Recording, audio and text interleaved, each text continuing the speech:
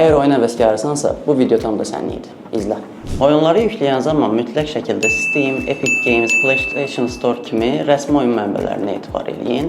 Çünki pulsuz olan pirat saytlarından və yaxud da mərkəziyyətsiz torrent protokolu ilə işləyən bu torrent tipli applicationlardan oyunları yükləyən zaman zərərli proqram və virus təhlükəsi ilə üz-üzə qala bilərsiniz. Yəni yekunda pirat oyunları yükləmək real oyun dəyərinin onlarla hətta yüzlərlə qatının itirilməsinə səbəb ola bilər. Oyun içi söhbətlərdə mütləq şəkildə ehtiyatlı olmaq lazımdır. Oyun içi söhbətlərdə tanımadığınız şəxslərdən gələn linklər və ya fayllar kliklədikdə malware və yaxud da phishing hücumları ilə qarşı-qarşıya gələ bilərsiniz. Ona görə də bu tip linkləri klikləməkdən mütləq şəkildə uzaq durmaq lazımdır.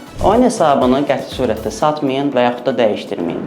Məktəbdə oxuduğum vaxtlarda Point Blank oyununda bir general oyunçunun real həyatdakı 07 ilə dəyişdirilməsi söhbəti çox məşhur olmuşdur. Təəssüflər olsun ki, hal-hazırda bu tip hekayələr fraud və yaxud da phishing məqsədləri ilə geniş vüsətdə istifadə olunurlar. Buna görə də oyun içində tanımadığınız şəxslərlə oyunçularınızı dəyişdirməyin və yaxud da oyun içi əşyaları satmayın.